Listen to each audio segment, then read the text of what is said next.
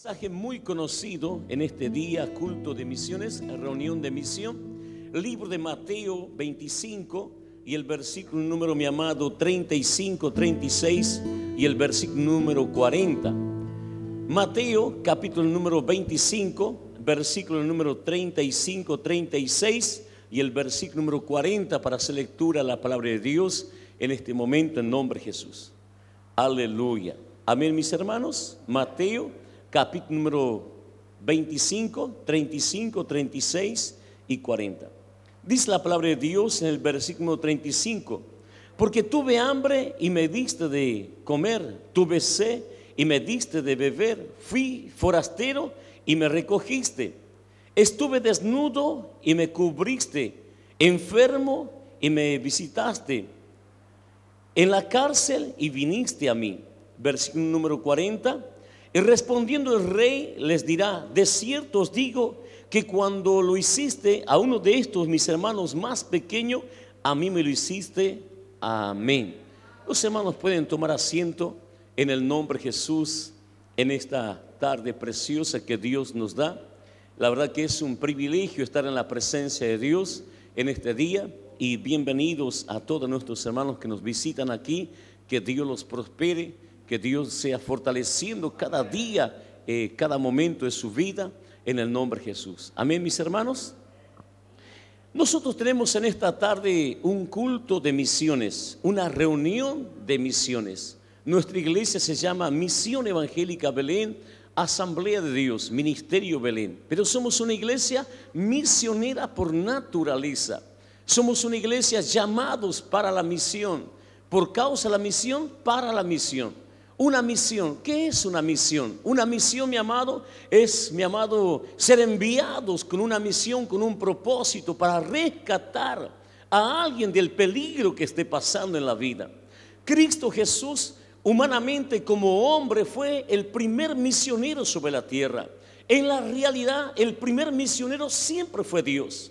Dios vino al encuentro de Adán y Eva en el capítulo 3, mi amado, ahí de Génesis. Vino a hacer la misión cuando el hombre estaba con un problema gravísimo de matrimonio, cuando el hombre estaba totalmente perdido en su matrimonio. El Señor Dios vino a la tierra y se paseaba en el Edén. Vino a restaurar y traer una esperanza para el hombre.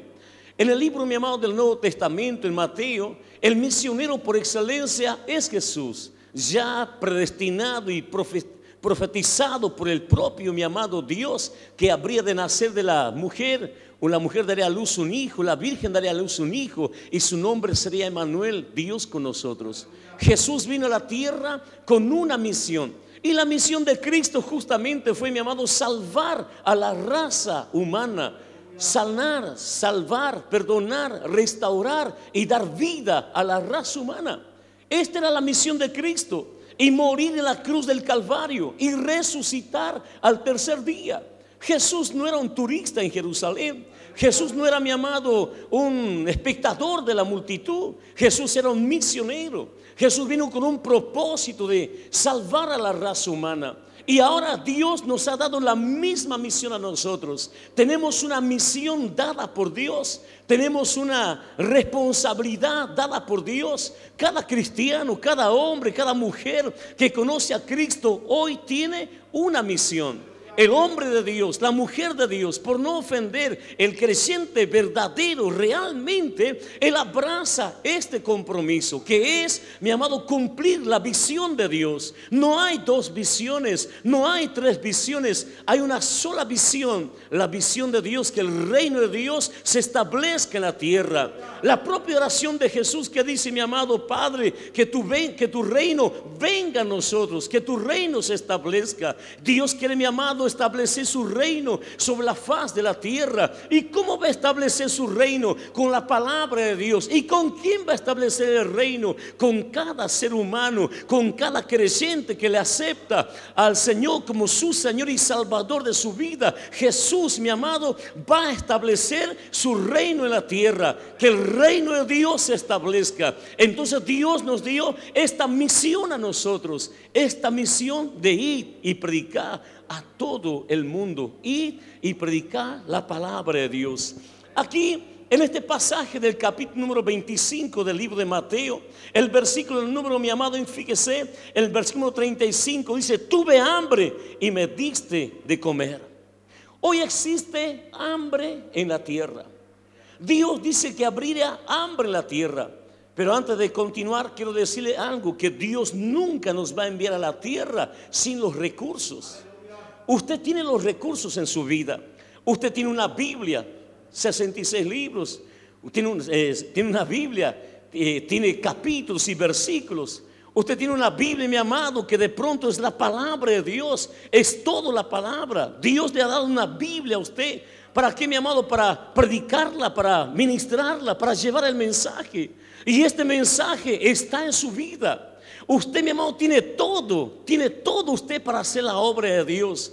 Usted tiene todo para hacer la obra de Dios. Está en nosotros nada más.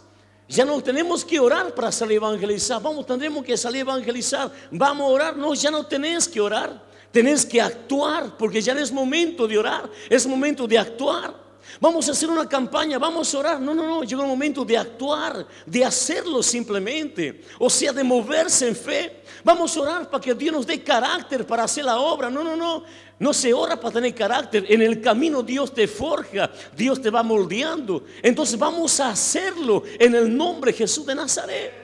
Vamos a hacerlo, vamos a predicar, vamos a hacer la obra de Dios. Y aquí en este pasaje bíblico de Mateo 25, 35, tuve hambre y me diste de comer. Vendrá hambre a la tierra. La Biblia dice que habría hambre. En el libro de Amós, capítulo número 8 y el versículo número 11, Dios dice que enviaría hambre a la tierra, pero no hambre de pan, no hambre de pan. Porque la gente puede saciarse con una changa que puede saciar su hambre. Pero Dios dice en el libro de Amós 8:11 que Dios enviaría a la tierra hambre, pero hambre de oír la palabra de Dios. He aquí, dice el Señor, vienen días, dice Jehová, el Señor de los ejércitos, el cual enviará hambre a la tierra, pero no hambre de pan, ni sed de agua, hambre de oír la palabra de Jehová. Dios, mi amado, tiene ese hombre. Usted, ese hombre que tiene la palabra para saciar el hambre espiritual. El hambre, la gente tiene hambre de oír palabra de Dios. La gente quiere oír la palabra de Dios. Y usted tiene esa Biblia ahí en su mano, que es la palabra de Dios. Usted tiene la palabra en su vida. En su mente está la palabra. En su corazón está la palabra. ¿Quién puede saciar el hambre de la gente? Es usted, soy yo.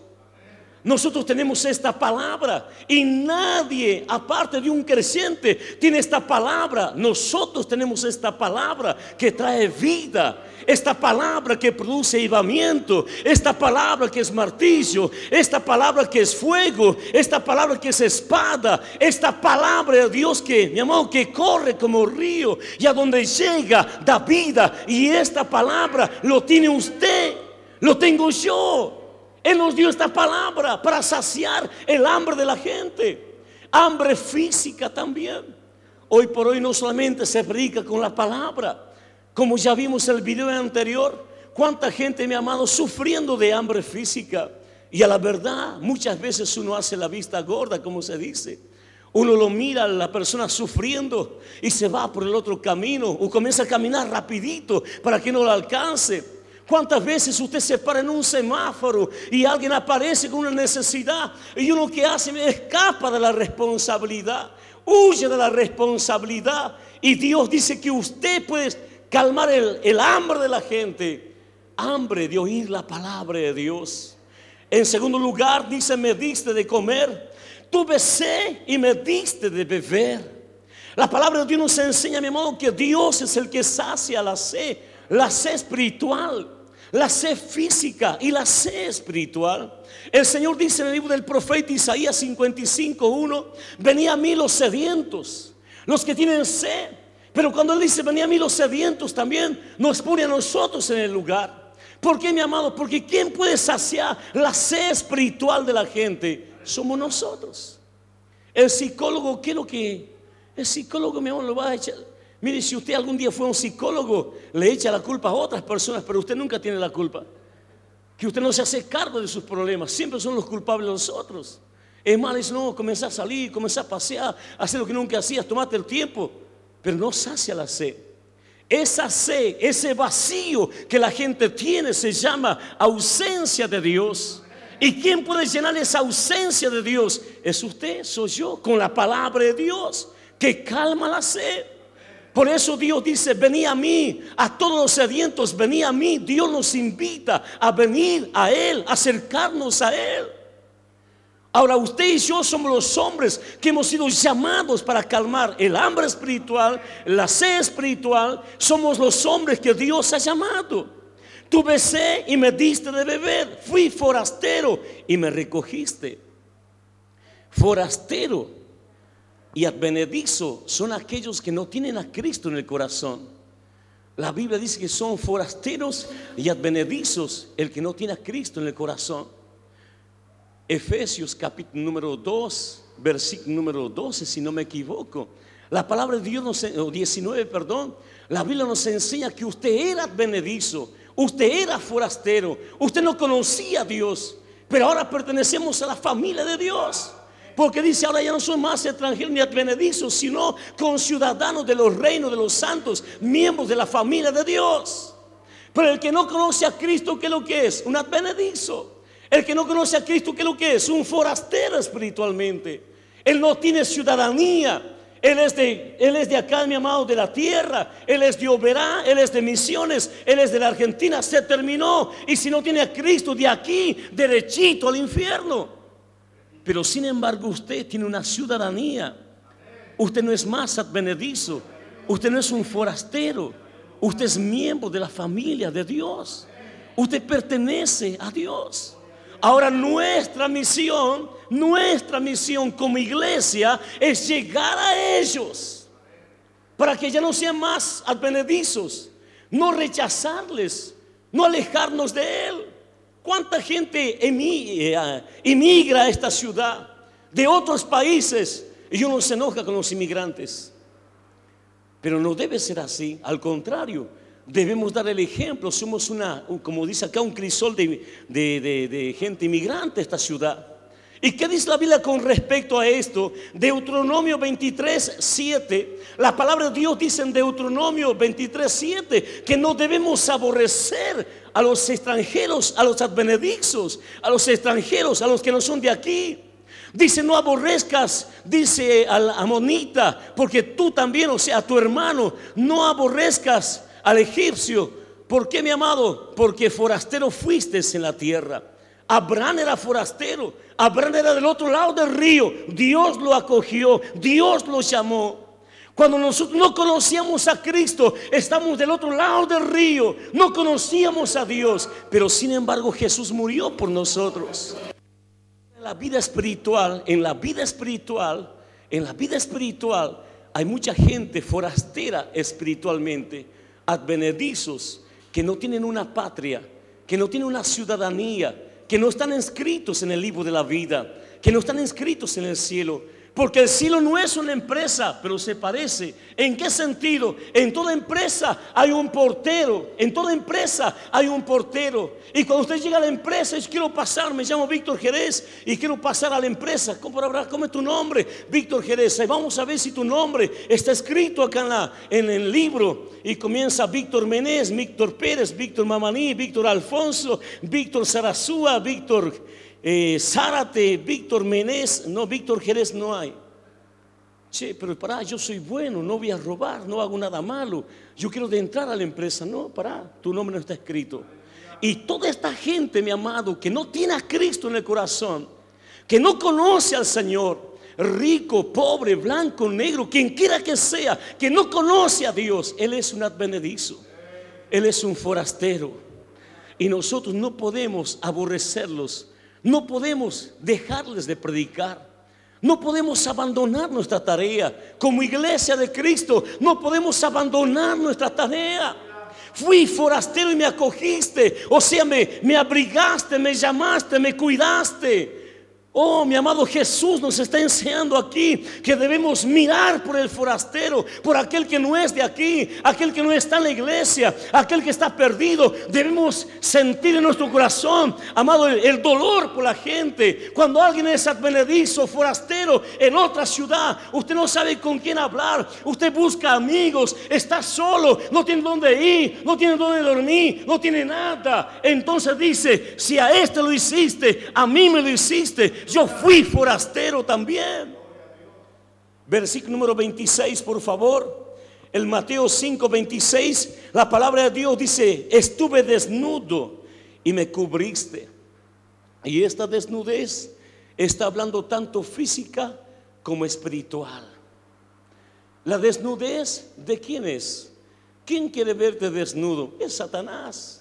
¿Y quién nos enseñó que están desnudos? ¿Comiste del fruto? Sí. ¿Y quién lo hizo? ¿Quién engañó? Satanás. Ahora, desnudez física y desnudez espiritual. Cuando uno, mi amado, está desnudo físicamente, amado, con alguna telita, algún trapito, te cubrís y salís de paso. Pero espiritualmente, cuando estás desnudo espiritualmente, solo Dios puede cubrir tu vergüenza. En la desnudez habla de la vergüenza. Cuando Adán y Eva estaban en la presencia de Dios, ¿cómo estaban ellos, mi amado? Cubiertos por la gloria de Dios. Cuando comieron del fruto, ¿cómo se veían ahora? Desnudos. ¿Para dónde corrió Adán? Para medio del pasto, los árboles. Y Eva para el otro lado, y se cubrían con hojas, porque se descubrió la vergüenza, hablando íntimamente. Ahora fíjese, mi amado, que Dios no quiere justamente esto. Cuando alguien está desnudo, hay gente que hace leña del árbol caído, y Dios no quiere hacer leña del árbol caído. ¿Quién está desnudo? El que no tiene techo, no tiene casa. ¿Quién está desnudo? El que no tiene ropa, no tiene nada, está a la intemperie, no tiene cómo cubrirse, está re mal. ¿Quién está desnudo? El que está en pecado. La desnudez también habla del pecado. Descubrir la desnudez habla de averiguar el pecado. ¿Y cómo está el que no conoce a Cristo, mi amado? Desnudo. Porque la Biblia dice que estamos desnudos en la presencia de Él. Nada nos cubre, nada nos puede tapar. Dios lo sabe todo. Pero Dios no quiere avergonzar a nadie. Al contrario, Dios quiere perdonar, restaurar y darle vida. ¿Y quién puede cubrir al desnudo? Somos nosotros. Es nuestra misión, es nuestro deber. La desnudez, mi amado, habla de la vergüenza.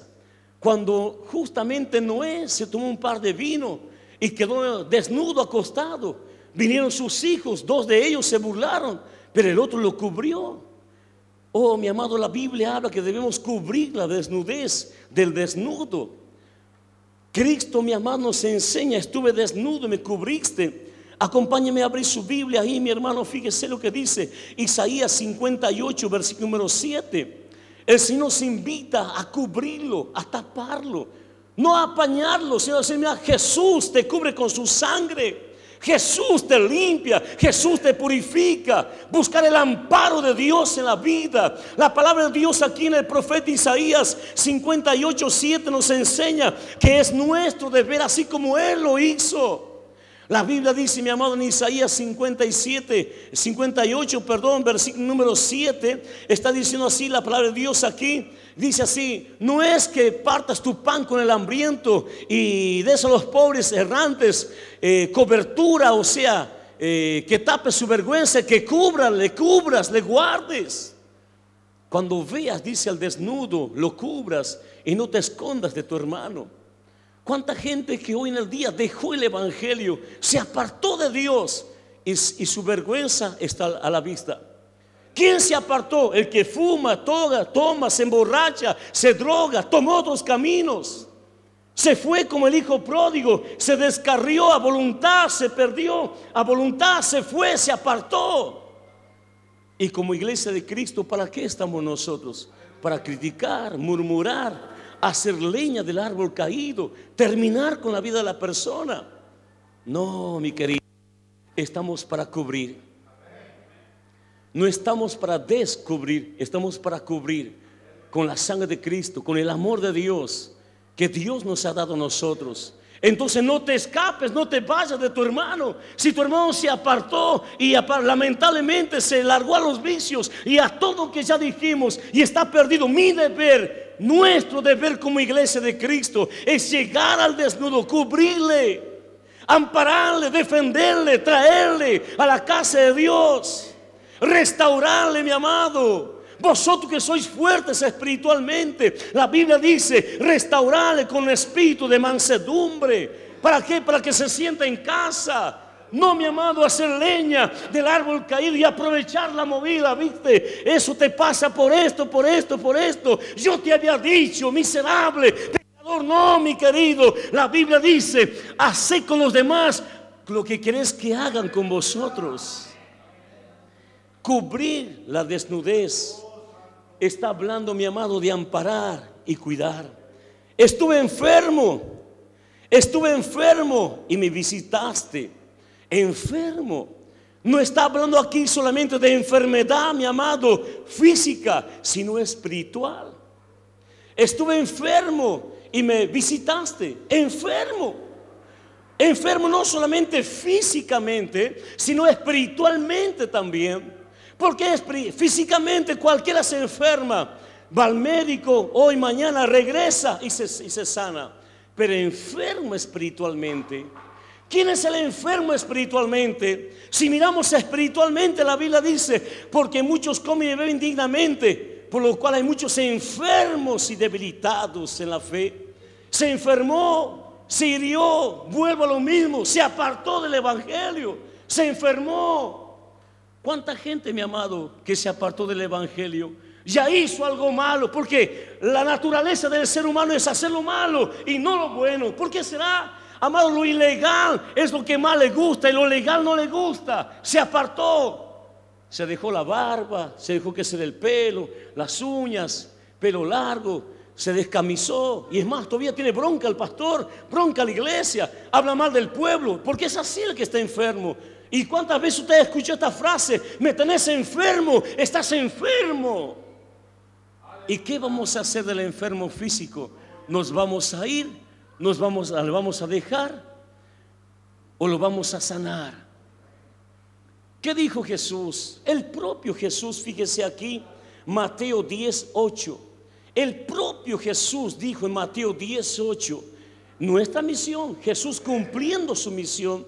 Y en Mateo 10, versículo número 8, la palabra del Señor dice, saná enfermos, limpia a los leprosos. Pero también Él dice, no vine por los sanos, sino por los enfermos. Saná a los enfermos, limpia a los leprosos. Lepra es el pecado, es la maldad.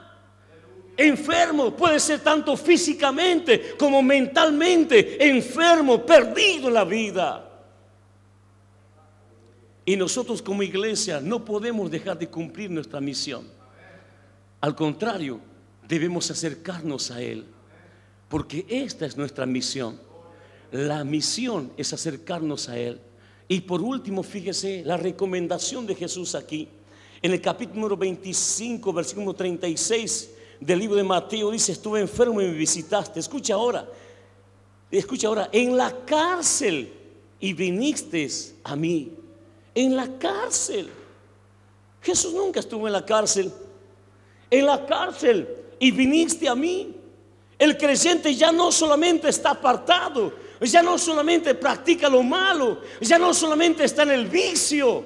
¿Cuántos creyentes están en la cárcel? ¿Cuántos creyentes están en la cárcel? Yo fui al penal de Concordia. Éramos 8 en el 2016, 17. En el 2022 éramos 140 los internos que estamos en el culto. Ahora, hace 2 semanas atrás yo ya comencé a ir al penal acá el penal número 2 de Oberá Misiones. Y si Dios quiere, el día jueves que viene ya comenzamos con el primer culto dentro del penal. Un día yo me acuerdo que yo le dije a un obrero de la congregación donde yo estaba, hermano, vamos al penal a predicar. ¿Qué me respondió aquel creyente? No, pastor, yo no voy a ir. Ellos la hicieron, que paguen. Oh, mira lo que me dijo. Vamos al penal a predicar, mi hermano. No, pastor, yo no voy a ir. Ellos se la mandaron, que paguen. Oh, hermanos, En el penal donde yo iba antes, yo ya encontré un profeta, un hermano que congregaba en una iglesia por allá, por Gualeguaychú. Cayó, se apartó del evangelio, comenzó a vender cigarrillos, vender cerveza, y en eso le mandaron una caja y lo encontraron con la blanca en la mano, y lo agarraron y llevaron preso a Concordia, y estaba preso allá, pero un gran hombre de Dios.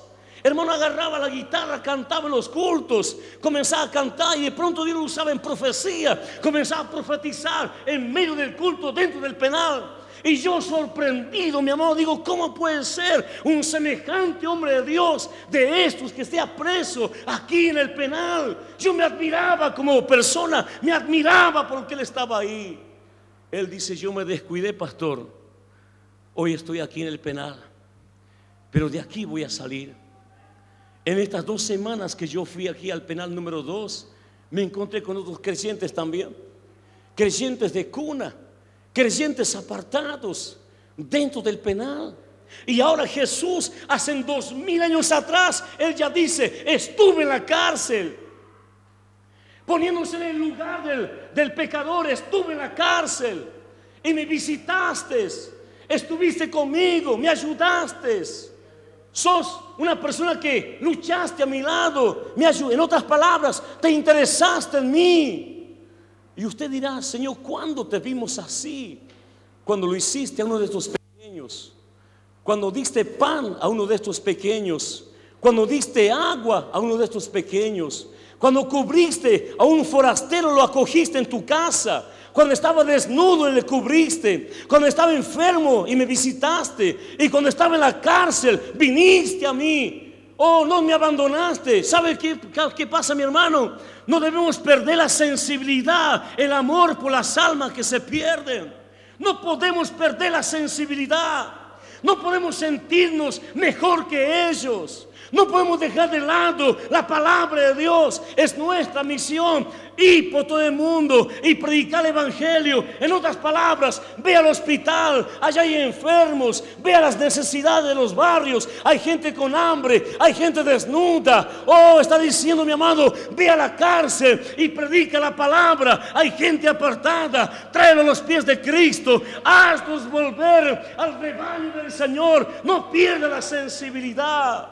No pierda, mi amado, esto de predicar la palabra de Dios y hacer volver a alguien para el Señor, que regrese, que se venga a la presencia de Dios.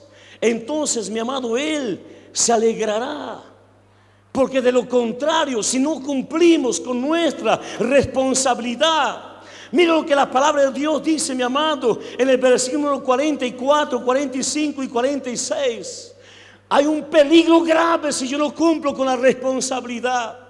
Porque ¿de qué me vale tener una Biblia y no ponerla por obra? ¿De qué me vale saber predicar y no predicar al perdido? O ser prosperado y no cubrir la necesidad de mi hermano que está pasando necesidad. Entonces eso es hasta un peligro espiritual. Porque a esto le dijo: cuando estuve así, ustedes me recogieron, me cubrieron. ¿Pero cuándo? Cuando hiciste uno de estos pequeños, a mí me lo hiciste. Pero ya en aquel tiempo había gente que perdió la sensibilidad, que no le importaba nada. En aquel tiempo ya había gente que no quería saber nada de Dios y que no quería poner por obra la palabra de Dios.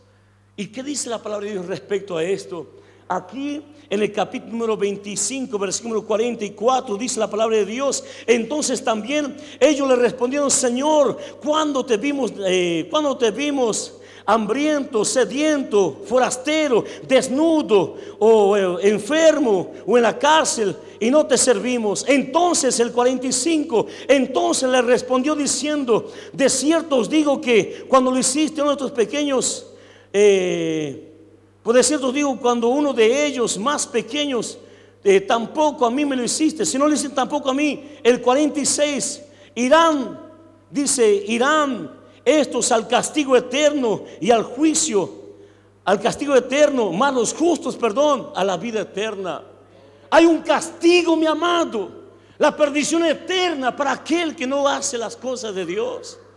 Perder la sensibilidad es un peligro, mi amado.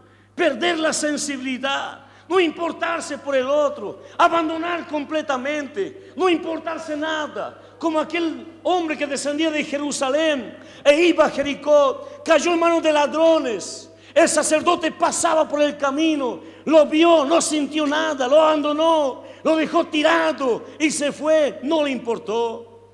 El levita llegó cerca, lo miró y pasó de largo y no le importó. Su corazón se volvió duro.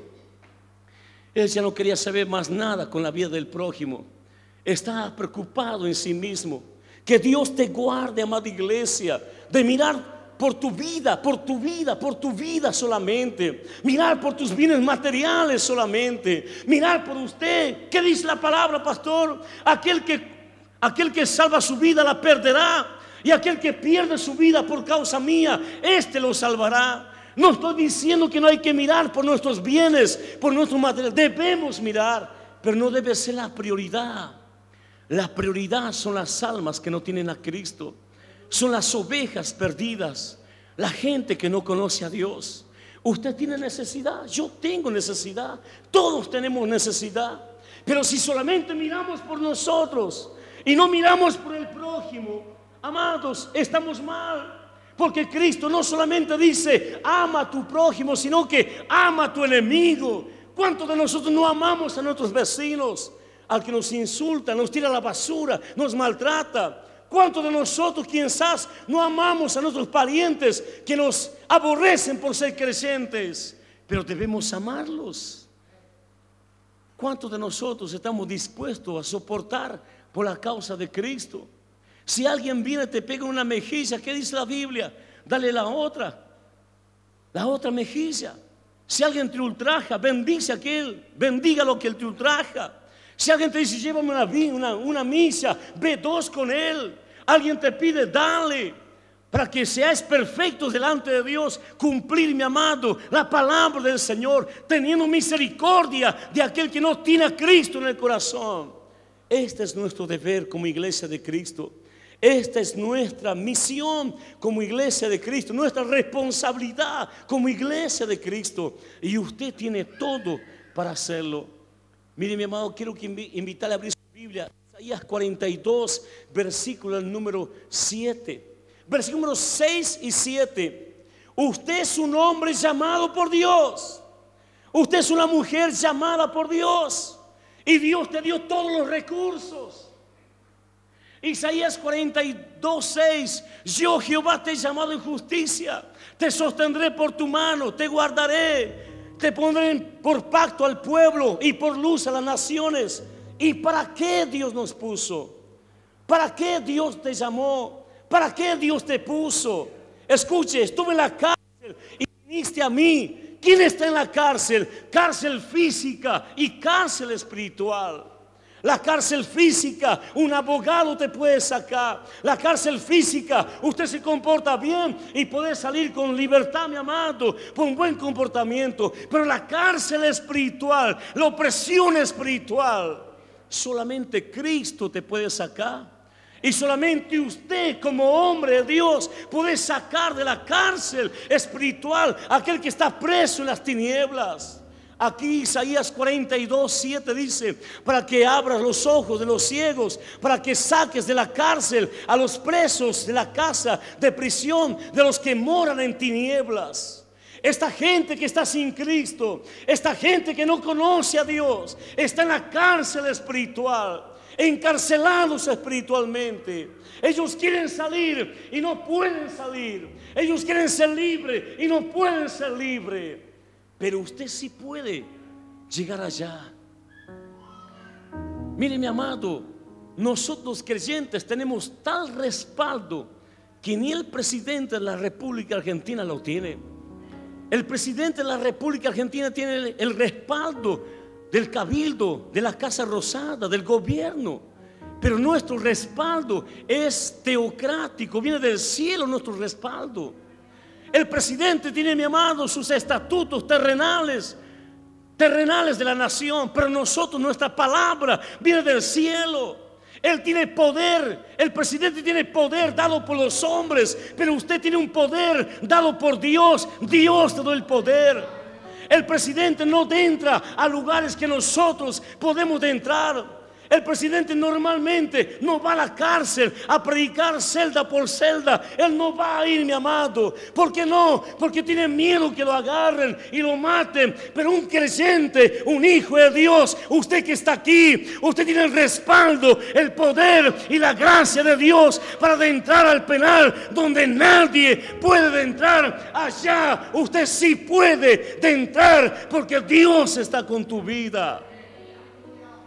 Él tiene una palabra natural y humana, pero usted tiene una palabra celestial, una palabra de Dios. El médico puede sanar lo físico, pero usted puede sanar lo espiritual con una palabra. Puede sanar lo espiritual del que está perdido en esta vida, mi amado. Él puede dar una comida física, pero usted puede dar una comida espiritual. Él puede saciar la sed de agua, pero usted puede saciar la sed espiritual. Usted puede cubrir como Él no puede cubrir. Usted es el hombre llamado de este tiempo. Usted es la mujer de este tiempo que Dios ha llamado. Dios quiere usarte poderosamente. Dios te ha llamado, como decía la lectura bíblica al principio, para multiplicar y fructificar. Dios te ha llamado para fructificar, para multiplicarse. El poder de Dios está en tu vida. Dios te ha llamado con un llamamiento santo. Dios te ha apartado, no por tus capacidades físicas. Dios te apartó porque Dios quiere usarte poderosamente. Dios te llamó porque quiere hacer de ti un instrumento en las manos de Dios hoy y no mañana. Pablo ya no está más aquí. Esteban no está más aquí. Juan el Bautista no está más aquí. Amados, los discípulos no están más aquí. Usted es el hombre de este tiempo. Usted es la mujer de este tiempo, que tenés todos los recursos. Solamente levántate y haz la obra de Dios. Un alma que usted gane para Jesús. Un alma que usted gane para Jesús. Un alma. No pierda su sensibilidad. A estos hombres que no pusieron por obra la palabra de Dios, Él les dijo: apartaos de mí, malditos, apartaos de mí. Estuve con hambre, no me diste nada. Estuve con sed, no me atendiste, no me diste nada. Estuve enfermo, ni ahí. Estuve forastero, ni ahí. Estuve enfermo, ni ahí te acordaste. Estuve en la cárcel y no te importaste nada. Apartados para el castigo eterno. Pero sin embargo, en esta noche nosotros podemos cambiar la historia. No mire solamente sus heridas personales. Hay gente más herida. Hay gente que está sufriendo mucho más que usted mismo. Jesús quiere usarte como un canal de bendición. Jesús quiere usarte como una herramienta poderosa en las manos de Él para llegar a aquel que no conoce a Cristo. Si yo no sirvo para servir, entonces ¿para qué vivo? Mire, quiero terminar diciendo esto. El propio Jesús, Él pudiera haber hecho su propia familia. Jesús tenía todo para ponerse de novio, casarse y tener una buena empresa de panadería, Panadería Belén. Él podía casarse y tener la mejor bodega, las viñas del Señor. Él podía casarse y tener la mejor pescadería, Sardinas Jesús de Nazaret o de Galilea. Jesús podía tener toda la vida, mi amado, casarse, tener su esposa, sus hijos y vivir re bien en la tierra. Pero Jesús dejó a un lado sus proyectos humanos como hombre para santificarse y morir por nosotros en la cruz del Calvario. Él es el misionero por excelencia. Él no solamente amó a sus amigos, Él amó a sus enemigos. Jesús no murió solamente por los suyos. Él dijo: no hay más amor más grande que este, que uno ponga la vida por sus amigos. Pero Jesús también murió por sus enemigos. Y ese enemigo era yo. Ese enemigo era usted, que no quería saber nada de Dios. Él fue el misionero por excelencia y que cubrió todas nuestras necesidades. Ahora Dios también nos pide exactamente a nosotros lo mismo. Aunque usted diga: pastor, pero yo pensaba que era de gracia la salvación. La salvación no es tanto de gracia así. Tenemos una deuda. En el libro, mi amado, de Romanos 8:12, solamente la parte A del versículo bíblico, Romanos 8:12 dice que usted y yo tenemos una deuda, pero no a la carne. No tenemos una deuda a la carne, sino una deuda con esta gracia de Dios, con este regalo de Dios. La frase primordial del versículo dice: así que, hermanos, deudores somos, deudores a la cruz. ¿Cómo estaba usted antes de llegar a Cristo? ¿Quién era usted antes de llegar a Cristo? Si usted me pregunta a mí, Pastor Víctor, ¿quién era usted antes de llegar a Cristo? Un borracho, un perdido, un hombre de la farra. ¿Quién era usted? Un tirano, un mal hablado. ¿Quién era usted? Un hombre sin esperanza, un hombre sin seguridad, un hombre sin paz, un hombre sin nada. Pero Jesús lo ha hecho todo. Me perdonó, me lavó, me purificó, me dio una oportunidad y otra oportunidad y otra oportunidad. Todos los días es una oportunidad de cambio. ¿Qué hizo Jesús por tu vida? ¿Qué hizo Jesús? ¿Cómo te entregó? ¿Cómo te encontró Jesús? ¿Cómo te encontró Jesús? ¿Cómo te encontró el Maestro, mi amado? A Pedro con una barca vacía, con un esfuerzo terrible y no sacó nada. ¿Cómo te encontró Jesús? A Pablo lo encontró con amenazas de muerte, respirando, amado, odio en la vida. ¿Cómo Jesús te encontró a ti? Mire dónde usted está en esta tarde. Usted está perdonado, usted está salvado, usted, su nombre está escrito en el libro de la vida.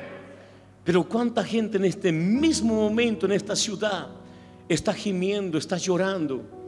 Cuántos matrimonios en esta misma noche, un domingo como hoy, están tomando la cerveza. Son las 9 de la noche prácticamente. A las 10 se van a comenzar a desconocer. A las 12 de la noche están todos peleados. Allá por el otro lado de la Argentina, después de las 10 se pelean entre ellos, se tiran ladrillos, se tiran con palos, se insultan, se pelean y a veces llegan hasta la cárcel, otros al hospital, otros muertos directamente. Amado, cuánta gente en este día, en esta ciudad, se está perdiendo sin Cristo. Y me aseguro a decir que en estos días va a haber gente que va a morir. ¿Será que todos se van al cielo? En la ciudad donde yo vivía antes, por día morían de 5 a 10 personas. En la ciudad donde yo vivía antes, morían de 5 a 10 personas. ¿Todas eran creyentes? No, muchos de ellos iban a la eternidad sin paz, sin esperanza. Y ya no hay regreso. Una vez que te fuiste, ya no hay regreso. Hebreos 9:27, la Biblia dice que ya no hay regreso. Se muere una sola vez, se cierra la puerta, no hay regreso. Está establecido, dice Dios, que el hombre muera una sola vez y luego el juicio eterno, sin paz, sin esperanza. Pero mire, mi amado, aquí están estos hombres para ganar las almas, las mujeres, los jóvenes. Aquí están los jóvenes para ganar las almas. Ahí está el hombre, ahí está la mujer. Usted es la mujer de este tiempo, el hombre de este tiempo. Usted tiene que levantarse en esta noche. Usted tiene que decir: che, es verdad, me voy a levantar, voy a salvar a mi familia para Cristo, voy a salvar a mis primos para Cristo, mis parientes para Cristo. Me voy a levantar como un hombre de Dios, voy a dejar a un lado todo aquello que me impide y me levanto en el nombre de Jesús de Nazaret para hacer esta obra grande para Dios. Póngase de pie en el nombre de Jesús.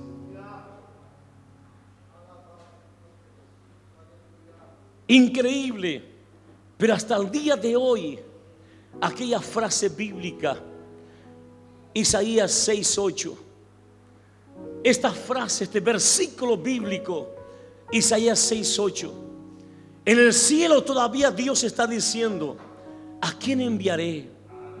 ¿Y quién irá a ir por nosotros? Después de esto, después de estas canciones, estas alabanzas que cantamos, después de esta reunión, después de esta palabra, Dios todavía dice: ¿a quién enviaremos? ¿Quién irá a ir por nosotros a predicar? ¿Quién irá a ir por nosotros al hospital? ¿Quién irá por nosotros al barrio? ¿Quién irá por nosotros al penal?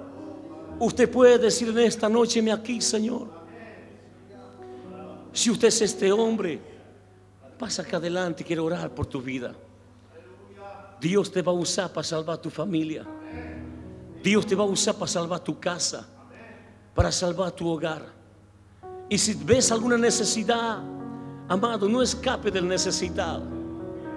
Oh, normalmente nosotros abrimos la cortina así de la casa, golpean la mano, ¿verdad? Golpean la mano y nosotros miramos la cortinita, así sacamos la cortinita y miramos. Y ya le mandamos a mentir al hijo, decirle que no estoy. Y el hijo va, ya no sabe mentir, dice mi papá que no está. Oh, Dios mío. Escapamos de la responsabilidad en el semáforo. Escapamos de la responsabilidad. Te golpean el vidrio y usted se hace el que está en otras partes para no atender a la gente. En la casa, en todas partes. Vemos al borracho que está ahí, el muchacho pobre, no se puede ni parar de borracho que está. Uno lo ve y escapa de la necesidad. Uno ve a un homosexual, ve a una mujer de la calle, uno escapa de la responsabilidad. Uno ve a un drogadito, sale corriendo porque me va a robar, escapa de la responsabilidad. Entonces, lamentablemente, déjeme decirle que si usted escapa de la responsabilidad, usted no es un hijo de Dios. Porque si no amas a tu prójimo, menos vas a amar a Dios que no lo ves. Amar a Dios es demostrarle su amor. ¿A dónde está ese hombre en esta noche?